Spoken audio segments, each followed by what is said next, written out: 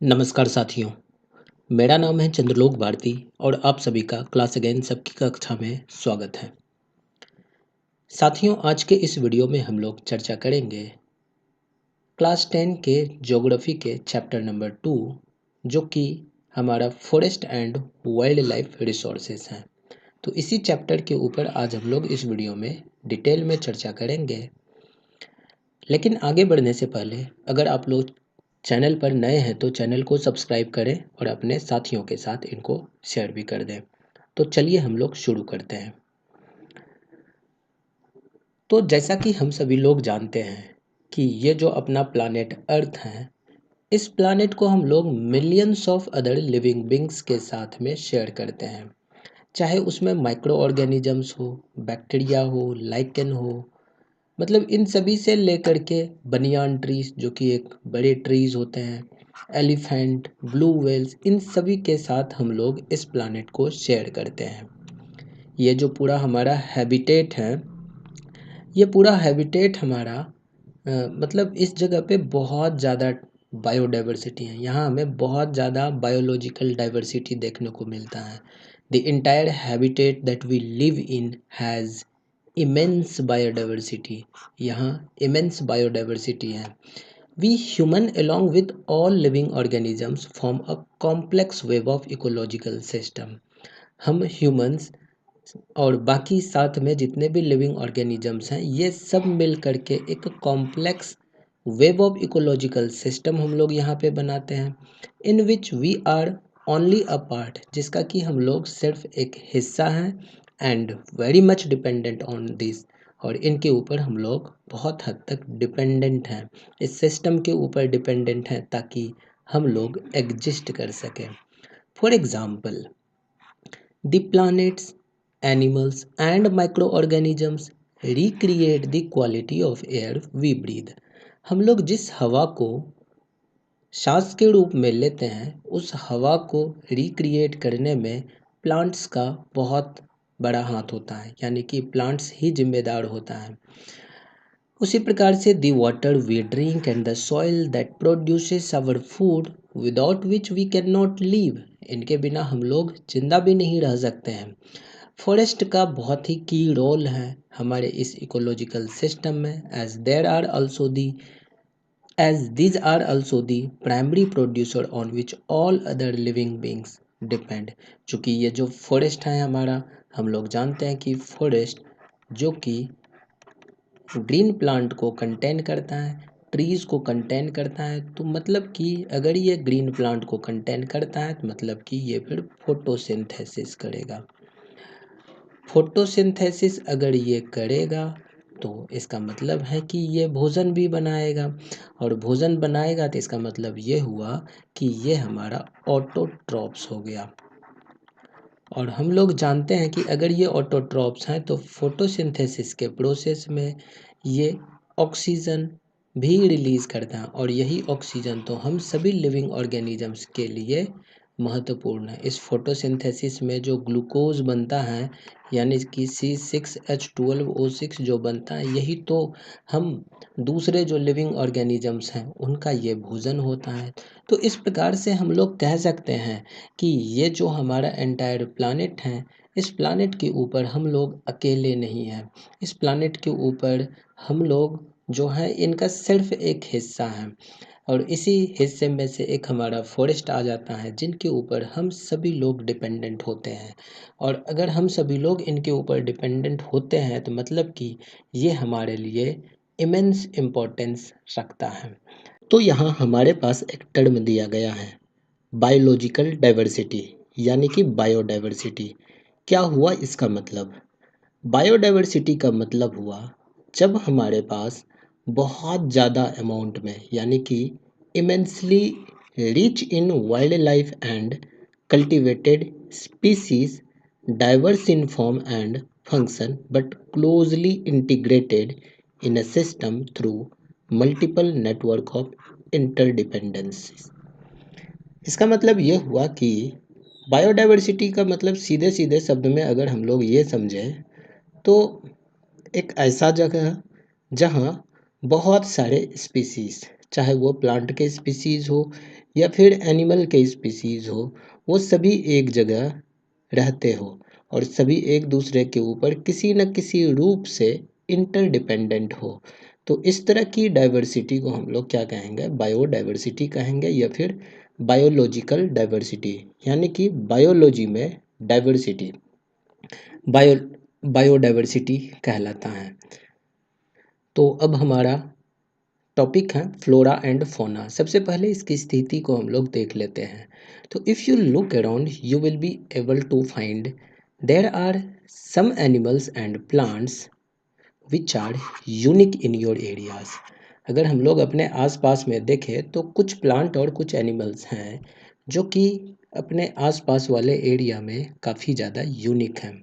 अगर इंडिया की बात करें तो India is one of the world's richest countries in terms of its vast array of biological diversity। Biodiversity की अगर बात करें तो भारत में बहुत ही ज़्यादा अमाउंट में बायोडाइवर्सिटी देखने को मिलता है। This is possible twice or thrice the number yet to be discovered। You have already studied in detail about the extent and variety of forest and wildlife resources in India. You may have realized the importance of these resources in your daily life. These diverse flora and fauna are so well integrated in our daily life that we take these for granted. But lately, there are under great stress mainly due to insensitivity to our environment. अब देखो क्या कह रहा है कि हम जब अपने आसपास में देखते हैं तो बहुत सारे हमें प्लांट्स और एनिमल्स के स्पीसीज देखने को मिलते हैं, डाइवर्स फ्लोरा और फौना देखने को मिलते हैं, और ये हमारे डेली लाइफ में इतने अच्छे तरीके से इंटीग्रेट हो गया है कि हम लोग इन चीज़ों को ग्रांटेड में ले लेते हैं, अनदेखा करते रहते हैं। बट यही तो है बायोलॉजिकल डाइवर्सिटी। अलग अलग स्पीसीज़ हमारे आसपास, हमारे अराउंड, हमारे सराउंडिंग्स में पड़े हुए मिलते हैं। Conservation of forest and wild life in India. Conservation in the background of rapid decline in wild life population and forestry has become essential. अब देखो, जब वाइल्ड लाइफ पॉपुलेशन और फॉरेस्ट्री में रैपिड डिक्लाइन हमें देखने को मिल रहा है तो यहाँ पे कंजर्वेशन ये बहुत ही एसेंशियल हो जाता है। But why do we need to conserve our forest and wild life? अब सवाल ये उठता है कि हमें फॉरेस्ट और वाइल्ड लाइफ को कंजर्व करने की, प्रोटेक्ट करने की ज़रूरत क्यों है? कंजर्वेशन क्या करता है? ये प्रिजर्व करता है इकोलॉजिकल डाइवर्सिटी को। जो भी इकोलॉजिकल डाइवर्सिटी है उसको ये प्रोटेक्ट करके रखता है, प्रिजर्व करके रखता है। And our life support system, जैसे कि वाटर हुआ, एयर हुआ, सॉइल हुआ, इन सब को प्रिजर्व करता है, इन सब को कंजर्व करता है ये। It also preserves the genetic diversity of plants and animals. ये प्लांट्स और एनिमल्स के जेनेटिक डाइवर्सिटी को भी प्रिजर्व करके रखता है। क्यों? क्योंकि इससे हमें बेटर ग्रोथ ऑफ स्पीसीज और ब्रीडिंग हो सके। जैसे कि एग्रीकल्चर में we are still dependent on traditional crop varieties. Fisheries too are heavily dependent on the maintenance of aquatic biodiversity. In 1960s and 70s, conservationists demanded a national wildlife protection program। 1960 और 70 के दशक में क्या होता है कि जो भी कंजर्वेशनिस्ट थे वो लोग डिमांड करने लगे national wild life protection program. और इसी क्रम में Indian wild life protection act को पास किया गया 1972 में, और उसमें वेरियस प्रोविजंस दिए गए ताकि प्रोटेक्ट किया जा सके इन वाइल्ड लाइफ के हैबिटेट को। An all India list of protective species was also published. और उसी समय पूरे भारत में जितने भी प्रोटेक्टेड स्पीसीज हैं उनके एक लिस्ट को पब्लिश किया गया।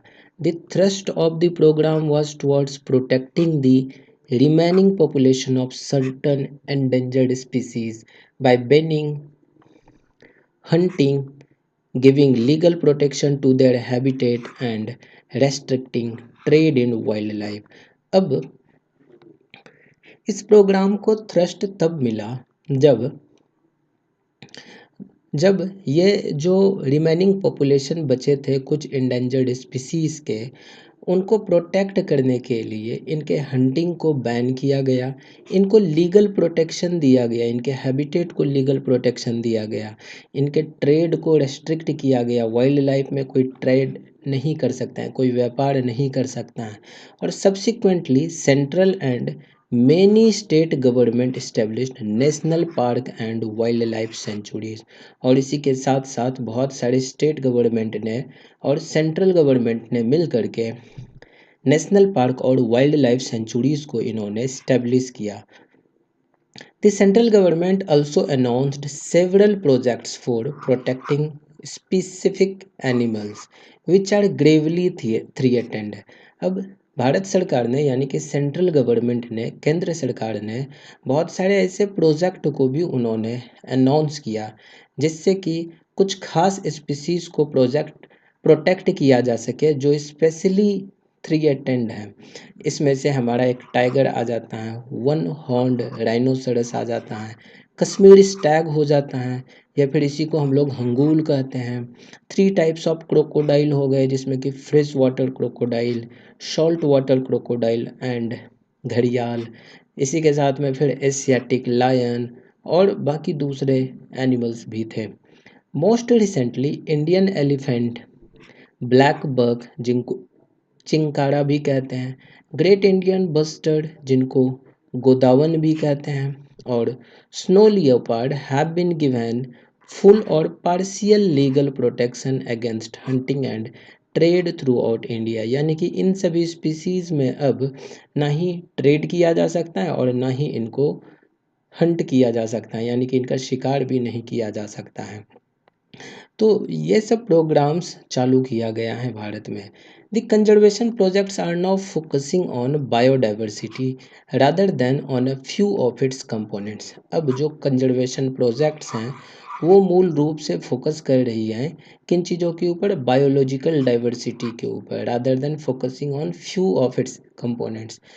इनके कुछ कंपोनेंट्स के ऊपर फोकस करने के बजाय पूरे के पूरे बायोडाइवर्सिटी को प्रोटेक्ट करने के ऊपर अब इनका ध्यान शिफ्ट हो रहा है।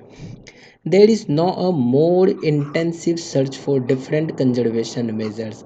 अब जो हैं इनके कंजर्वेशन मेजर्स यानी कि अब जो हैं there is no more intensive search for, अब अलग अलग कंजर्वेशन को मेजर्स को लेने के लिए और ही ज़्यादा इंटेंसिव सर्च किए जा रहे हैं।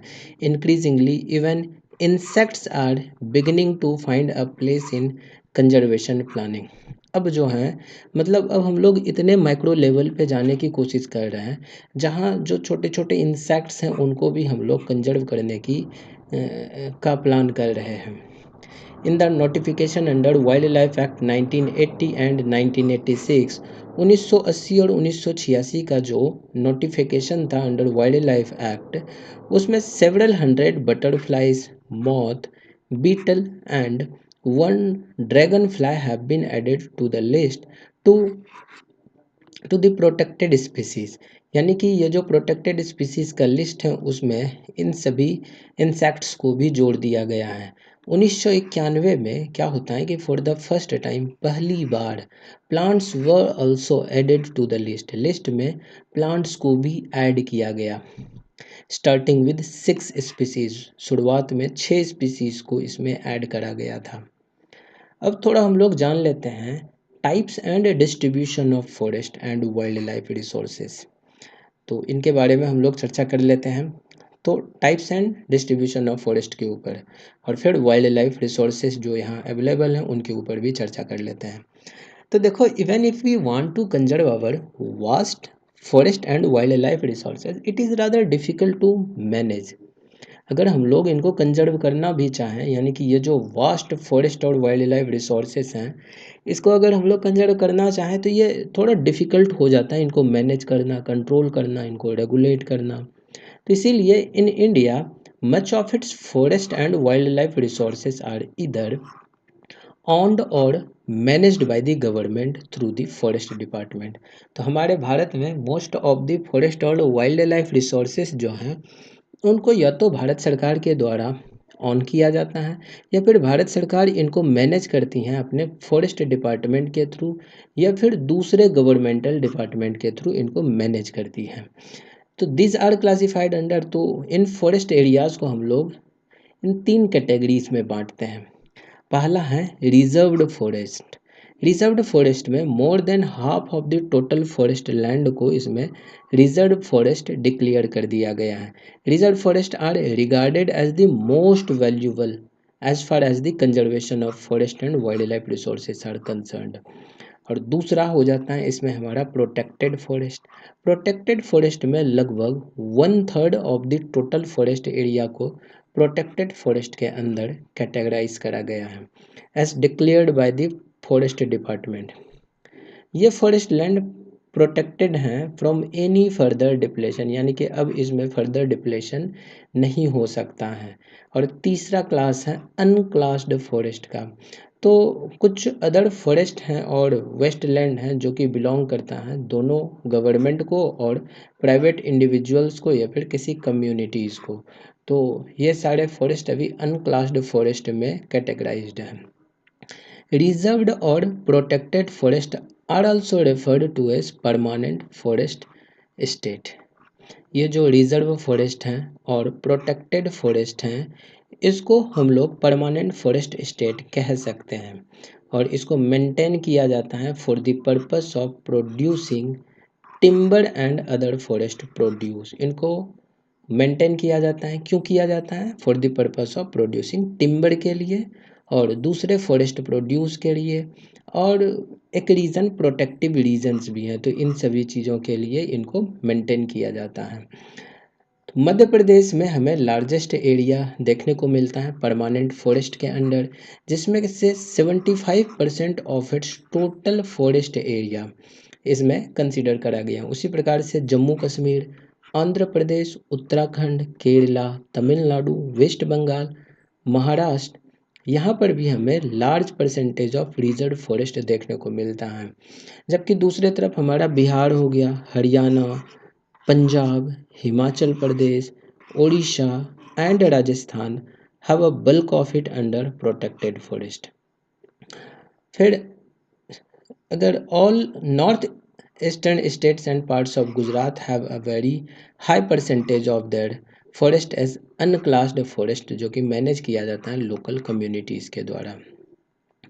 कम्युनिटी और कंजर्वेशन की अगर हम लोग बात करें तो ये ऐसा नहीं है कि आज ही ये वाला कंसेप्ट आया है। ये कंसेप्ट काफ़ी ज़्यादा पुराना है, खास करके अपने इंडिया में, क्योंकि ये जो कम्युनिटी हैं, इन कम्युनिटीज़ का जो डिपेंडेंसी है फॉरेस्ट के ऊपर वो काफ़ी ज़्यादा है, क्योंकि इन्हें हर चीज़ के लिए फॉरेस्ट प्रोड्यूस के ऊपर ही डिपेंडेंट होना पड़ता है।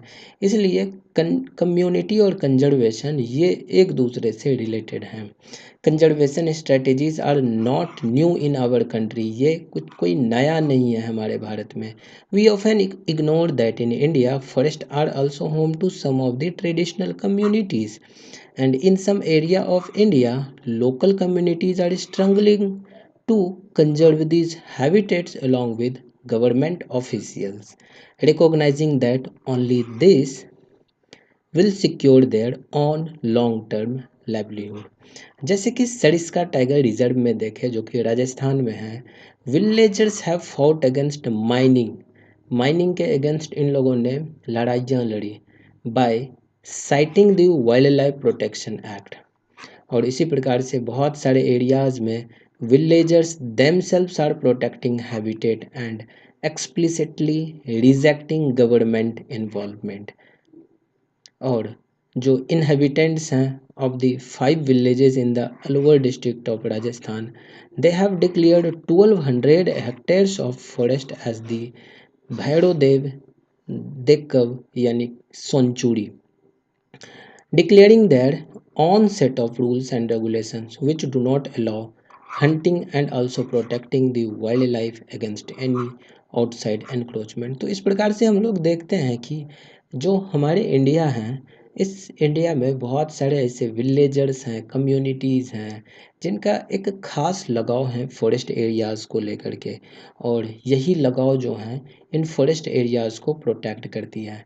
और कहीं-कहीं तो हमें देखने को मिल रहा है कि जो ये राजस्थान का अलवर डिस्ट्रिक्ट वाला जो हम लोग एग्ज़ाम्पल देखें, इसमें 1200 हेक्टेयर्स ऑफ फॉरेस्ट एरियाज़ को इन्होंने भैरोदेव देवकव सेंचुरी डिक्लेयर कर दिया गया है, और यहाँ पे इनके अपने रूल्स चलते हैं, अपने रेगुलेशंस हैं, और इनके रूल्स रेगुलेशंस में कोई हंटिंग अलाउड नहीं है, और इस वजह से यहाँ पे जो वाइल्ड लाइफ हैं उनको प्रोटेक्शन मिलता है किसी भी दूसरे एनक्रोचमेंट से। ये जो बाहरी लोग आकर के एनक्रोचमेंट करते हैं एरियाज़ को, वाइल्ड लाइफ को हर्ट करते हैं, फॉरेस्ट एरियाज़ को कट करते हैं, तो इनसे प्रोटेक्शन मिलता है हमें। तो ये विलेजर्स हैं, ये कम्युनिटीज़ हैं जिनका इन्वॉल्वमेंट है फॉरेस्ट एरियाज़ के कंजर्वेशन में। इसी प्रकार से हमारे पास एक और एग्जाम्पल है चिपको मूवमेंट का। In the Himalayas has not only successfully registered deforestation in several areas but has also shown that community afforestation with indigenous species can be enormously successful. अब ये जो चिपको मूवमेंट का एग्जाम्पल है जो कि हिमालयन रीजन्स में हुआ था, ये काफ़ी ज़्यादा सक्सेसफुल हुआ था। इन्होंने रेसिस्ट किया था डिफॉरेस्टेशन को, और कई एरियाज़ में रेसिस्ट किया था डिफॉरेस्टेशन को। सिर्फ डिफॉरेस्टेशन को रेसिस्ट ही नहीं किया, बल्कि इन कम्युनिटीज़ ने अफॉरेस्टेशन विद इंडिजिनस स्पीसीज़ को भी इन्होंने सक्सेसफुली प्रमोट किया, and attempts to revive the traditional conservation method और developing new methods of ecological farming are now wide spread. Farmers and citizens groups like जैसे Beej Bachao Andolan in Tehri and Navdanya have also shown that adequate levels of diversified crop production without the use of synthetic chemicals are possible and economically viable। तो कई ऐसे programmes हैं जो कि successful हुए हैं with the involvement of the community and the villagers. और India में joint forest management program furnishes a good example for involving local community in the management and restoration of degraded forest। Bharat में ये जो joint forest management programme है, ये भी एक बहुत बढ़िया एग्जाम्पल है जिसमें कि इन्वॉल्व किया गया है लोकल कम्युनिटीज़ को in the management and reforestation of degraded forest. और जो प्रोग्राम है इसको फॉर्मली एग्जिस्टेंस में ये आया था 1988 में, when the state of Odisha passed the first resolution for joint forest management. और जॉइंट फॉरेस्ट मैनेजमेंट ये डिपेंड करता है on the formation of local institution that undertake protection activities mostly on degraded forest land managed by the forest department। और in return जो members होते हैं इन communities के, they are entitled to intermediary benefits, जैसे कि नॉन टिम्बर फॉरेस्ट प्रोड्यूस जो होते हैं वो ये लोग ले सकते हैं, and share in the timber harvested by successful protection. और अगर प्रोटेक्शन सक्सेसफुल होता है तो जो टिम्बर्स होते हैं, वुड्स जो होते हैं, तो उसमें भी इनको शेयर मिलता है। Clear lessons from the dynamics of both environmental destruction and reconstruction in India is the local communities everywhere have to be involved in some kind of natural resource management। ये क्लियर लेसन्स हम लोग इन चीज़ों से ये समझ सकते हैं कि जो लोकल कम्युनिटीज़ हैं उनको इन्वॉल्व होना पड़ेगा in the protection and management of the natural resources, but there is still a long way to go before local communities are at the center stage in decision making, except only those economic or developmental activities that are people centric, environment friendly and economically rewarding।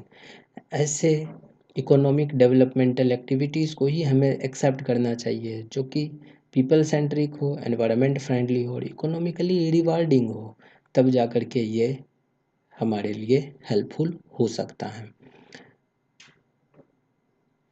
तो साथियों, ये था हमारा दूसरा chapter जिसमें कि हम लोग मूल रूप से ये जो वाइल्ड लाइफ हैं इनके प्रोटेक्शन और इनके कंजर्वेशन के बारे में हम लोग पढ़ें। तो साथियों, हम लोग अगली वीडियो में चैप्टर नंबर 3 यानी कि वाटर रिसोर्स के ऊपर चर्चा करेंगे। और फिलहाल के लिए अगर आप लोग चैनल पर नए हैं तो चैनल को सब्सक्राइब करें और अपने साथियों के साथ इनको शेयर भी करें। तो मिलते हैं साथियों अगली वीडियो में। नमस्कार, जय हिंद।